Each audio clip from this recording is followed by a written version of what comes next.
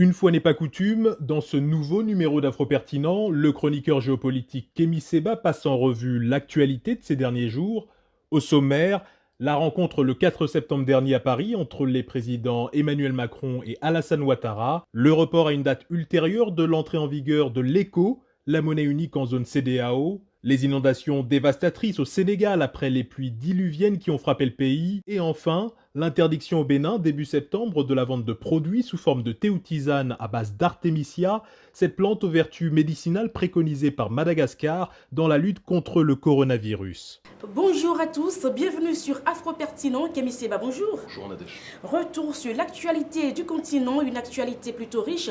Ces derniers jours, nous parlons en début d'émission de la rencontre Ouattara-Macron. Les deux hommes d'État ont abordé plusieurs sujets complexes. Kémy Séba, on en parle avec vous. Il y a tellement de choses à dire, cher Nadège, tellement de choses à dire sur ce rendez-vous. En effet, il y a eu une vague de commentaires, une vague d'analyses qui ont été exposées ces derniers jours, mais on n'est pas forcément rentré en profondeur sur le sujet. Alors, quand on parle de Macron-Ouattara, il est important quand même de contextualiser leur rendez-vous.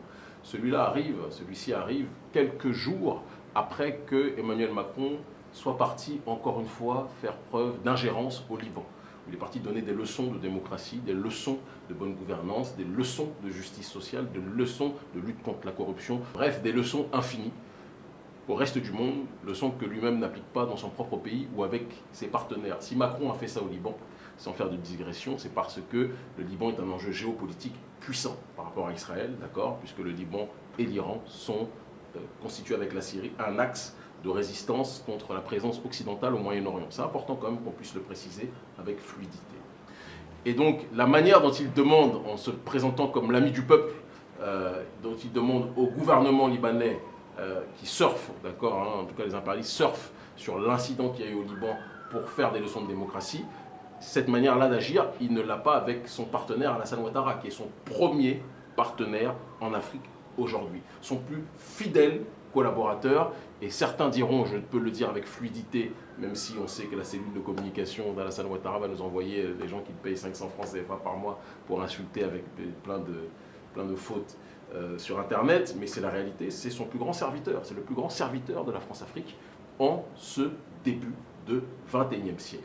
Et donc, il est intéressant de noter que le même Macron qui est parti donner des leçons de démocratie à l'extérieur n'a pas appliqué ces leçons de démocratie vis-à-vis de Ouattara, puisqu'il ne s'est pas prononcé pour condamner le troisième mandat, d'accord, la nouvelle candidature présidentielle de Ouattara aux élections. Donc, le deux poids, deux mesures est assez intéressant et ça nous rappelle une chose. Quand les oligarchies occidentales viennent donner des leçons, des bons points ou des mauvais points au reste du monde, analysez toujours s'ils se comportent de cette façon avec tous leurs partenaires.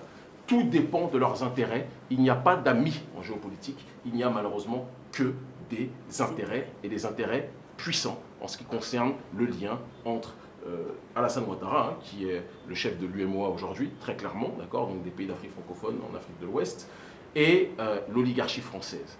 Un autre élément extrêmement important dont ils ont parlé, et on a su qu'ils en ont parlé, puisque Alassane Ouattara est arrivé à Abidjan, et lorsqu'il est arrivé à Abidjan, il a énoncé ce propos, qui faisait donc suite à l'échange qu'ils avaient eu, la question du franc CFA. Et c'est un rendez-vous historique sur ce terrain-là, parce qu'il consacre, contrairement à ce que beaucoup ont pensé, la victoire, ou du moins une bataille gagnée, une de plus, contre le franc CFA. Et je vais m'expliquer. Il y a quasiment un an, jour pour jour, Emmanuel Macron avait envoyé son meilleur agent d'influence, Alassane Dramane Ouattara, agent de la France-Afrique, plus que jamais, déclarer que c'était la fin du franc CFA tel qu'on le connaissait et que désormais c'était l'apparition de la monnaie éco. Macron a essayé de nous dribbler. Il a essayé de faire une Cristiano Ronaldo, un double contact. Manque de peau pour lui, nous savons nous défendre. Il a volé le projet de la CEDEAO, qui était le projet de la monnaie unique éco. Il a volé le nom de cette monnaie, chose qui est illégale normalement sur ce terrain-là, très clairement.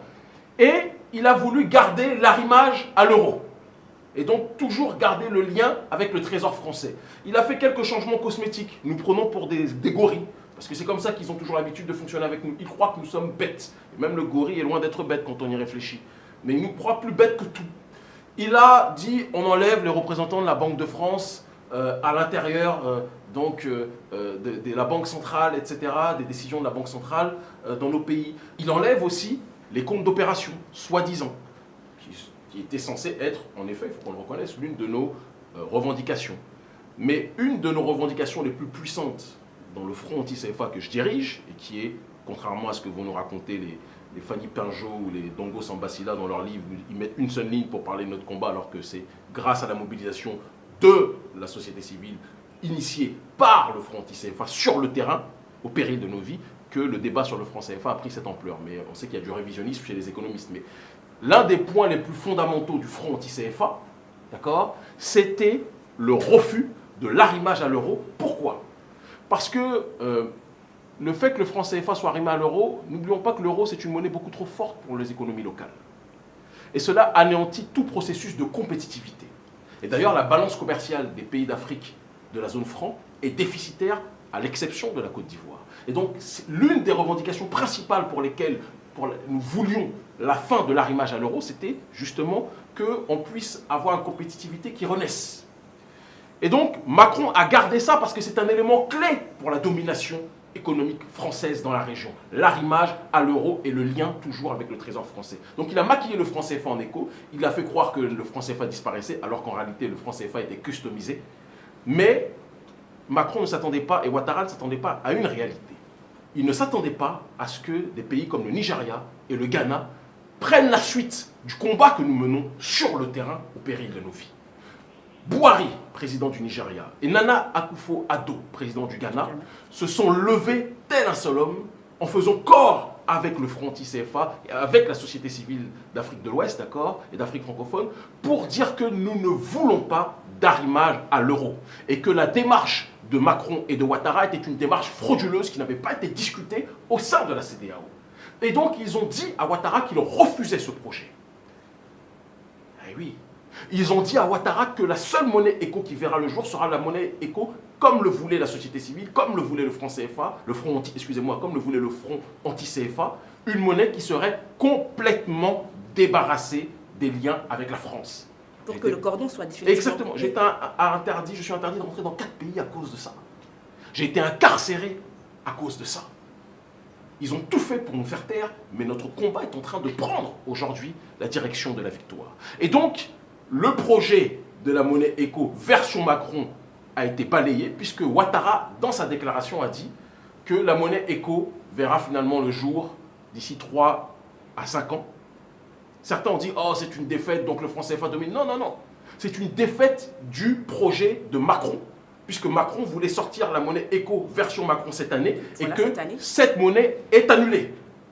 Et la seule monnaie éco qui verra le jour sera la monnaie éco que nous voulons, que le front anti-CFA veut, et que Buhari, Nana Akufo-Addo, deux présidents qui sont un peu plus des hommes que ceux que je viens de citer, d'accord, très clairement, eh bien, se sont opposés au projet de Macron. Donc c'est une victoire, une très grande victoire pour nous. Et cela nous rappelle que la mobilisation du peuple, les sacrifices, constituent la seule voie pour qu'un peuple puisse se libérer. Cela ne signifie pas que nous avons déjà gagné.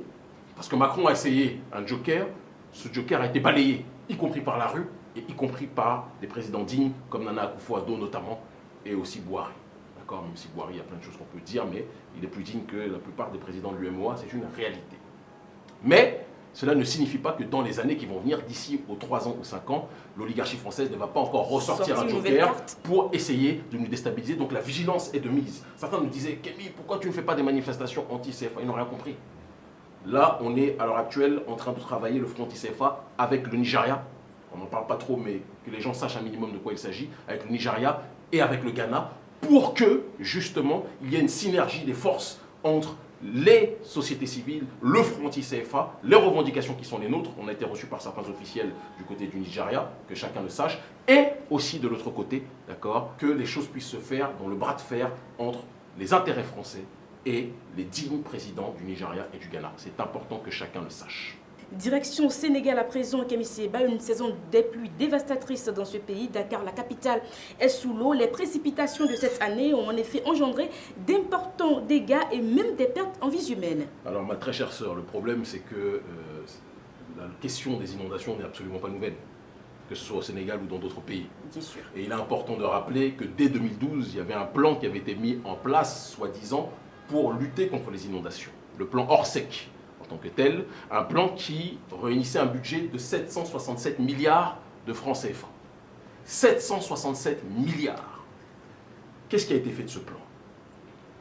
Qu'est-ce qui a été fait de l'argent réuni pour ce plan?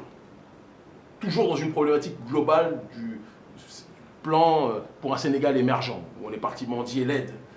Et je dis on parce qu'on est des Africains, et donc le problème d'un Africain, le problème de tous les Africains de manière générale, c'est ce qu'on doit retenir aussi de cette émission. Le gouvernement sénégalais est parti mendier l'aide des autorités françaises pour que leur soit financé leur PSE, leur plan Sénégal émergent. Dans une démarche parallèle ou même inclusive en réalité, le plan Orsec avait été constitué pour lutter contre les inondations, restructurer les routes, faire en sorte qu'on soit dans une démarche de pouvoir prévenir le mal plutôt que d'avoir par la suite à faire les médecins après la mort, mais rien n'a été fait.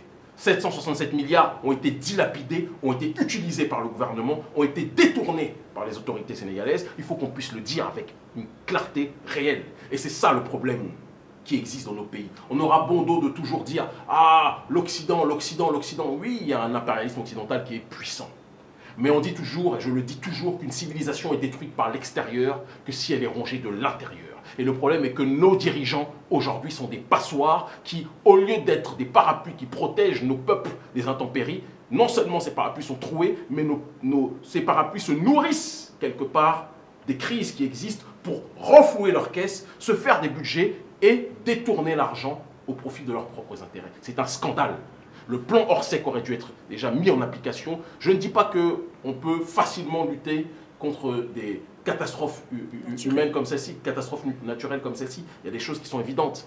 Même les nations les plus civilisées, en Occident, il y a des inondations et il n'est facile pour personne de pouvoir gérer ça. Mais quand vous-même, vous décidez de réunir 767 milliards qu'on vous alloue pour une activité et que ces 767 milliards ne sont pas utilisés à bon escient, c'est la définition de la corruption. Il faut qu'on soit capable de le dire avec clarté. C'est le pays de Charanta Diop, c'est le pays de Hadimou Rassoul, c'est le pays de El Hadj Omar El Tidiane, c'est le pays de gens qui se sont levés avec dignité pour la justice sociale, pour la justice des peuples. Et aujourd'hui, on se retrouve avec une plutocratie, avec une oligarchie financière qui ne vit que de la corruption, du détournement. C'est malheureusement une réalité similaire à bon nombre d'autres pays en Afrique aujourd'hui. Et du coup, le Sénégal se retrouve avec plusieurs sinistrés sous les bras. Plusieurs sinistrés sur les bras, c'est le cas de le dire. Et malheureusement, nous, notre ONG, avec les moyens extrêmement modestes dont nous disposons, nous essayons de venir en aide aux populations. Mais il est évident que nos petites mains, nos petites troupes, à quelques centaines, ne pourront jamais à elles seules réguler la problématique des inondations. Il faut qu'il y ait une politique d'État à un niveau supérieur, avec un budget qui devait être celui alloué au commencement. Mais pour ça, il faudra retrouver les fonds. On va voir comment ils vont se débrouiller. Peut-être que Macron va encore recevoir un autre de ses supplétifs, en l'occurrence Macky Sall, pour qu'il puisse lui donner de l'argent. Parce qu'il a besoin, c'est comme ça que l'oligarchie française fait. Elle aime bien pouponner ses collaborateurs les plus fidèles. Donc peut-être qu'il y a une voie de sortie pour lutter contre les inondations à travers, encore une fois, la mendicité qui sera faite auprès du président Macron. Ainsi s'achève donc la première partie de l'émission Afro Pertinent. Nous passons à la deuxième partie.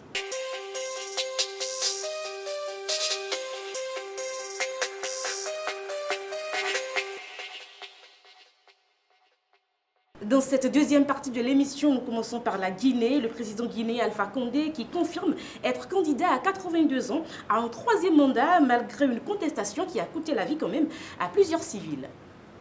J'ai envie de dire, malheureusement, ma très chère sœur, rien de neuf sous le soleil. On vit dans un pays qui s'appelle la France-Afrique. Ça sert à rien de dire Guinée, Sénégal, Côte d'Ivoire, Bénin. C'est la France-Afrique. C'est une nation aujourd'hui, une nation colonisée, d'accord, dirigée par une oligarchie française avec ses supplétifs africains. Alpha Condé, qui dirige un pays qui a quand même connu des géants comme Sékou Touré, quelles que soient les critiques qui pourraient lui être imposées par la bien-pensance. Évidemment, tout n'a pas été parfait dans son règne, c'est le cas de le dire, dans sa direction, c'est le cas de le dire, il faut qu'on le reconnaisse. Il n'en demeure pas moins que c'était un grand opposant à l'impérialisme. Et aujourd'hui, on a un Alpha Condé supplétif absolu de cet impérialisme, qui est un des grands amis de Georges Soros, c'est quand même important de le souligner, qui est Georges Soros, c'est l'une des plus grandes figures, si ce n'est la figure principale de ce qu'on va appeler le globalisme néolibéral, d'accord. Alpha Condé, un ami de Bernard Kouchner, trempé dans les scandales évidemment humanitaires de manière générale, là aussi, et un Alpha Condé qui est un violeur de constitution. Il faut qu'on puisse là aussi le dire avec une réalité qui ne cache pas son nom. Quelqu'un qui a connu, qui était soi-disant un opposant, soi-disant, bon, il a connu la prison quand même, et moi qui ai connu, je sais ce que c'est, donc je ne joue jamais avec ça, quels que soient les motifs pour lesquels il a été envoyé, il a été mis en prison, c'est important de le préciser, parce que soi-disant, il luttait soi-disant pour la démocratie. Le constat aujourd'hui est sans appel.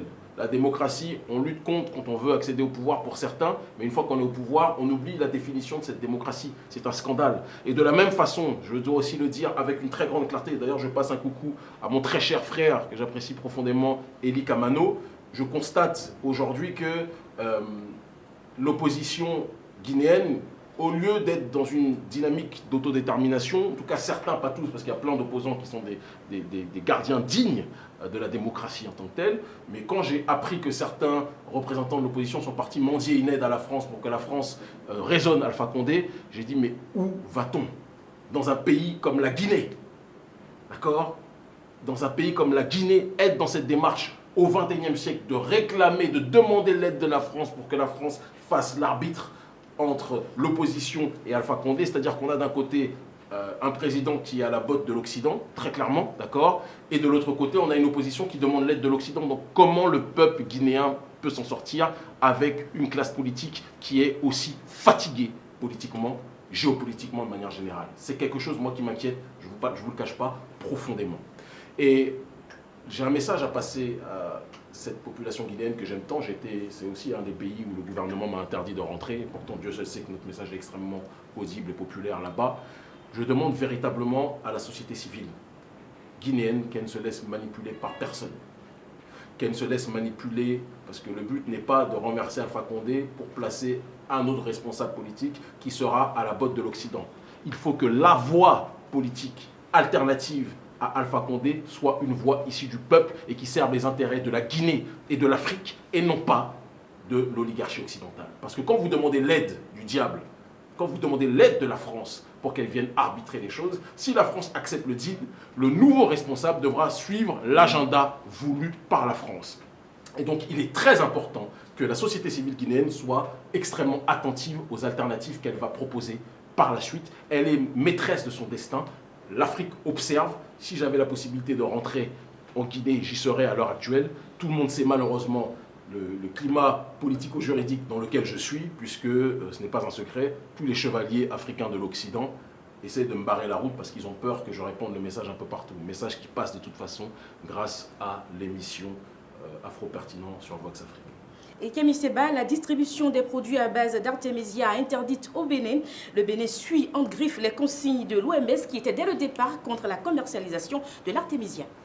On peut le dire en effet, qu'ils suivent entre guillemets les recommandations de l'OMS. On ne va pas répéter une énième fois qui ils sont, une mafia, d'accord, à la tête du lobby le plus puissant, peut-être avec le lobby des armes, qui est le lobby pharmaceutique. Un lobby tellement puissant qu'il est capable aujourd'hui de décider de la vie ou de la mort de millions et millions, pour ne pas dire de milliards de gens.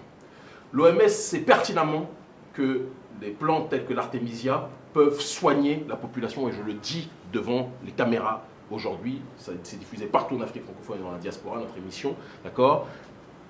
Cette plante, artémisia, peut guérir les gens.